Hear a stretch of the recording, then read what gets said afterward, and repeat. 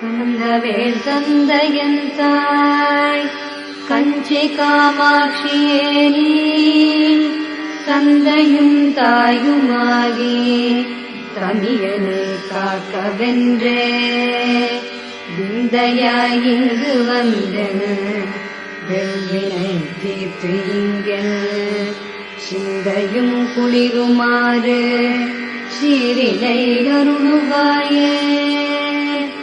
வருகவெல் குடியை காக்க கஞ்சி காமாட்சி வருக, வருகவெல் மிடியை நீக்க மதுரை மீனா